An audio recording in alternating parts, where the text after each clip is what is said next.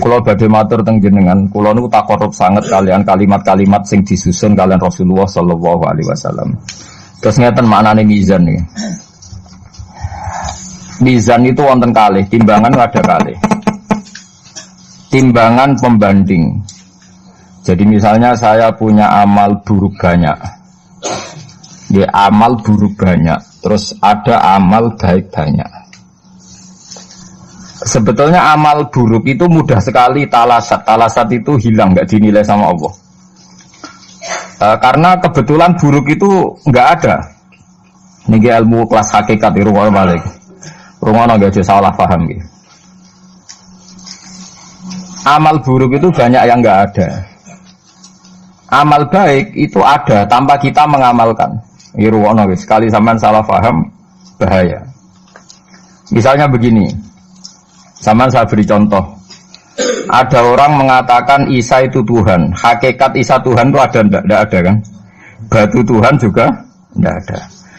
Terus kita dalam hidup misalnya bergantung uang, bergantung fasilitas duniawi. Sebetulnya hakikat makan makanan, minuman bisa menopang kehidupan kita ya udah ada juga. Karena makanan itu ya makhluk yang fana.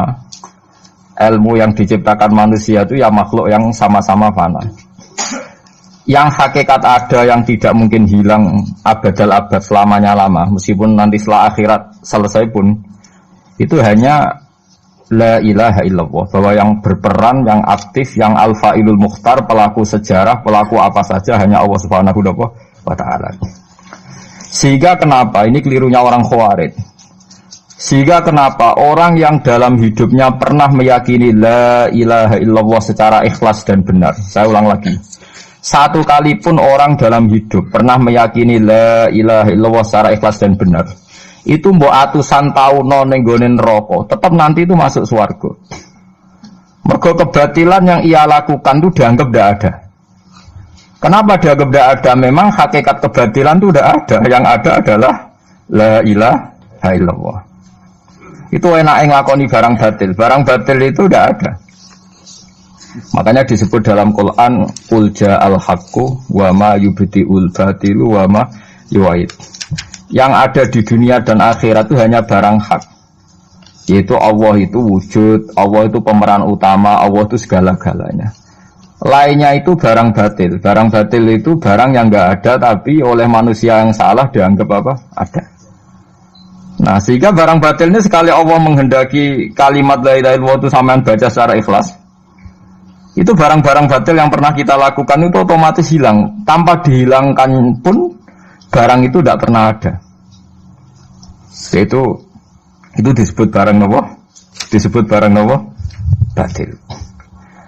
Makanya di sebagian ayat disebut bal naqdhifu bil haqqi 'alal batili fayadmaghuhu fa idza huwa zahid.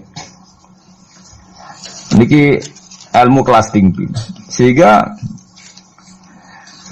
kenapa orang-orang kafir yang menyembah batu, menyembah Isa nanti masuk neraka? Sebetulnya Allah itu memasukkan mereka ke neraka itu hanya karena Allah ingin bilang gini tok.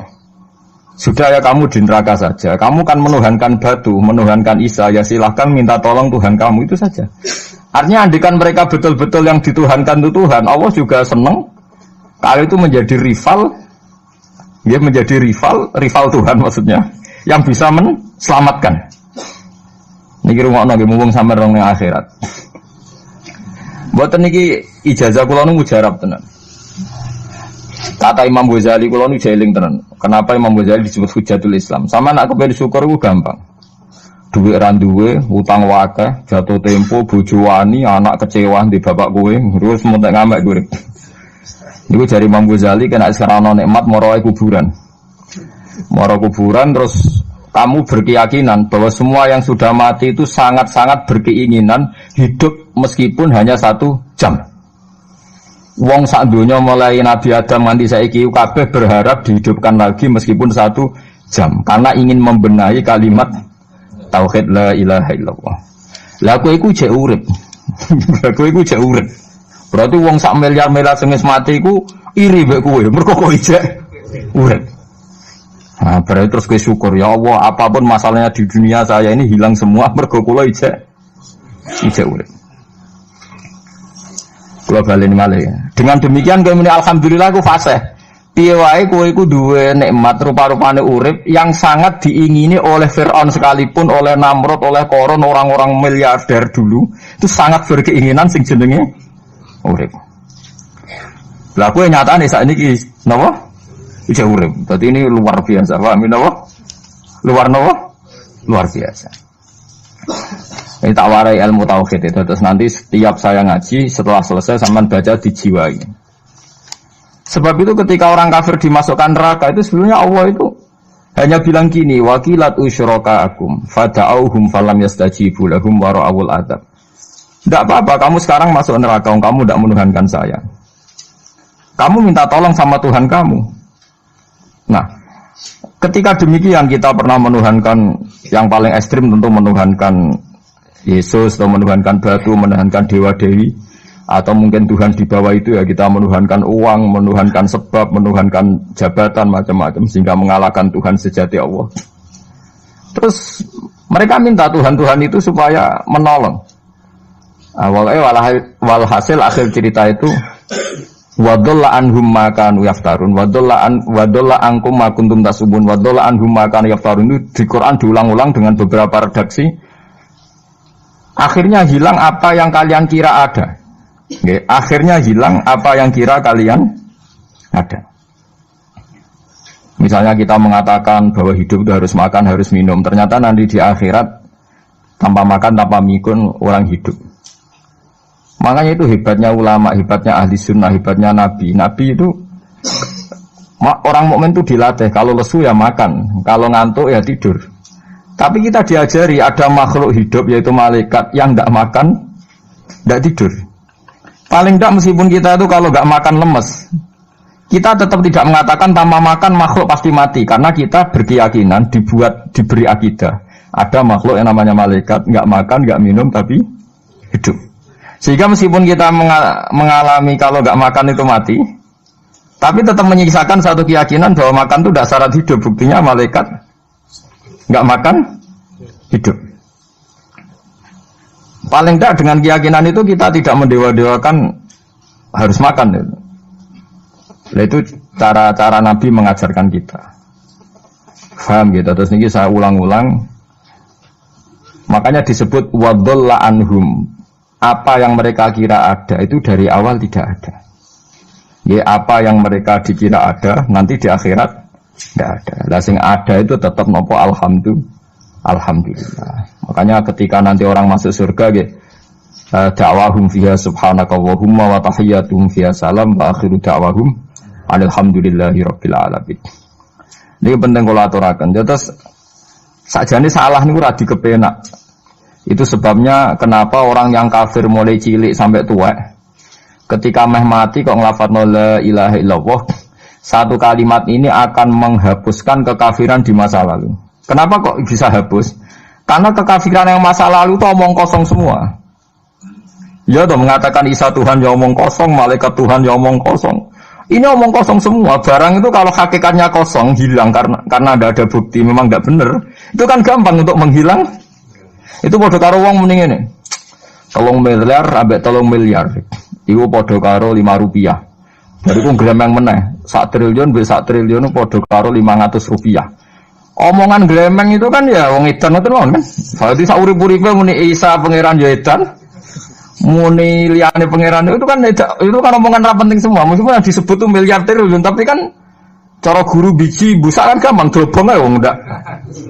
Tapi malaikat bagian katabah, bagian nulis, itu ora wani ngobong la ilaha illallah ben kuwalat tapi pangeran. Makanya saya pastikan sekali sampean nglafadz la ilaha illallah itu benar, malaikat sing sentimen mbek sampean pun tidak bisa bakar itu. Kualat den. Paham ya maksudnya? Paham ya?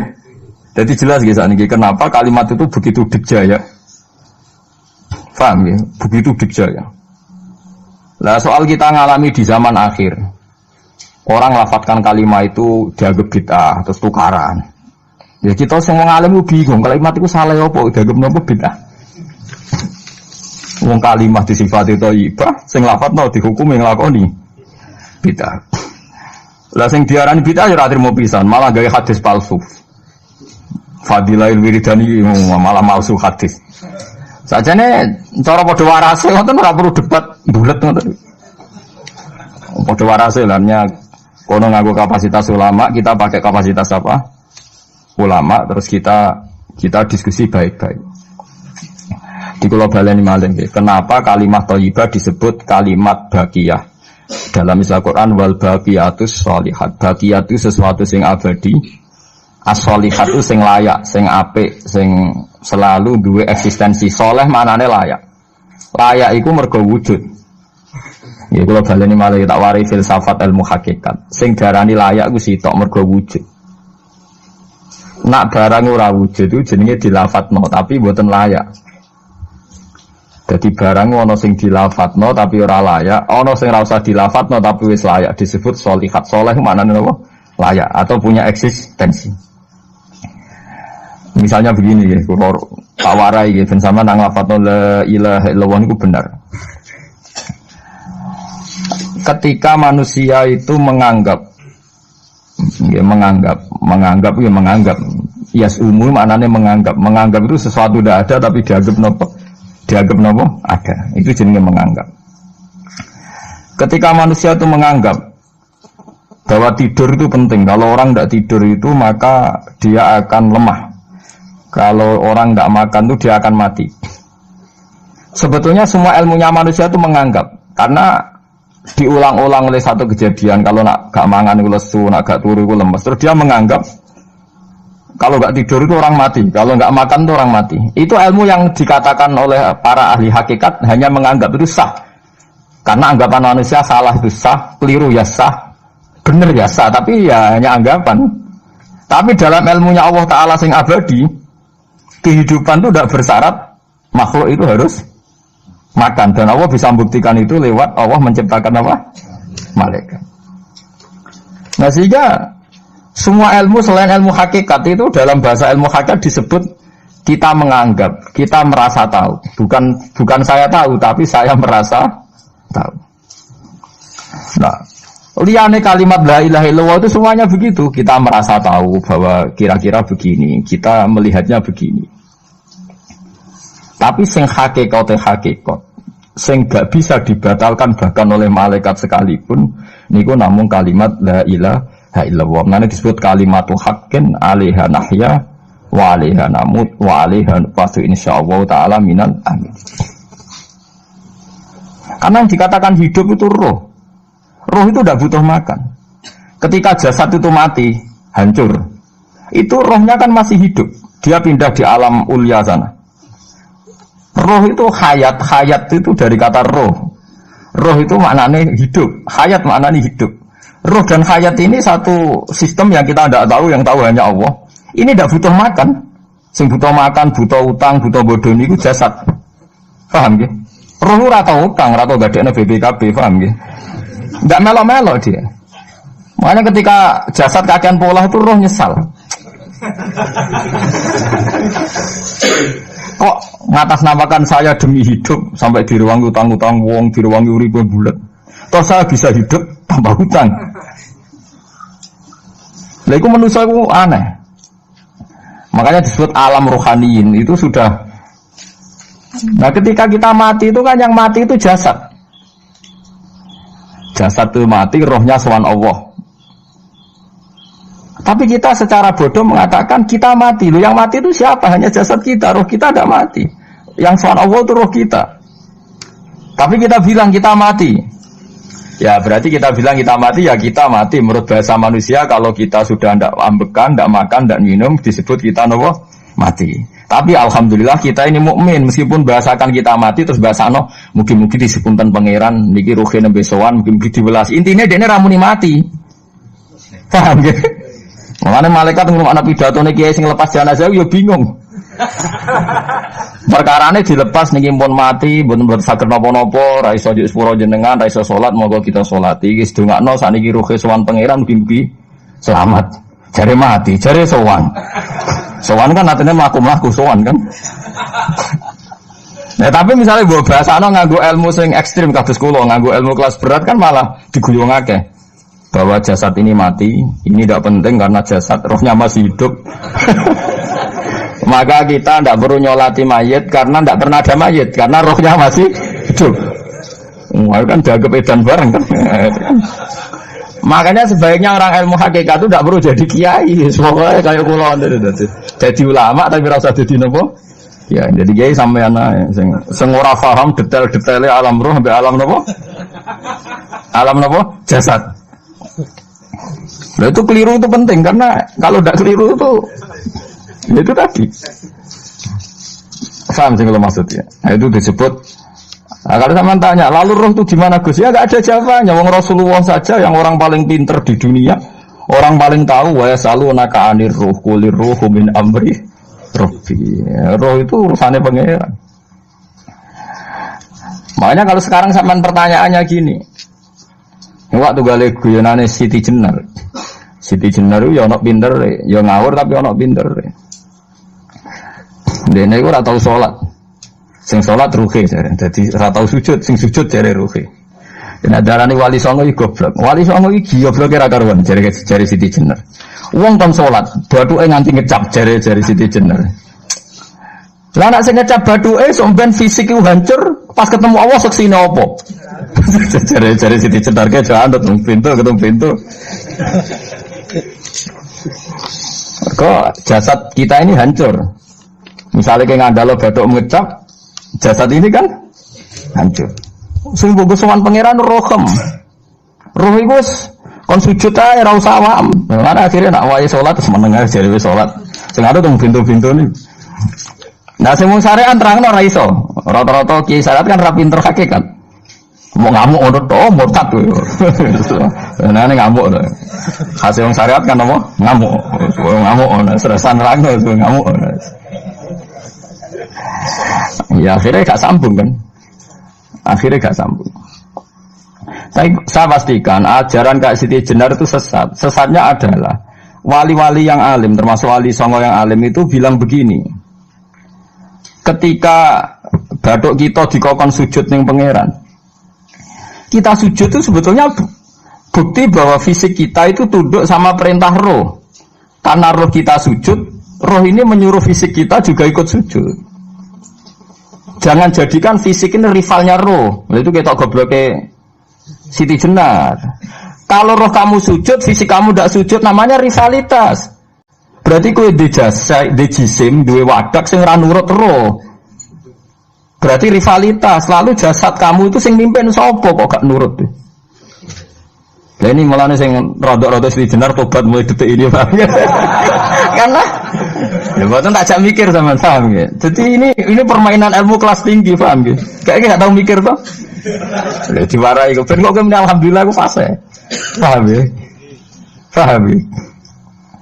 Makanya andekan malaikat itu kok sujud ning Nabi Adam ketika Allah nyuruh, "Hei para malaikat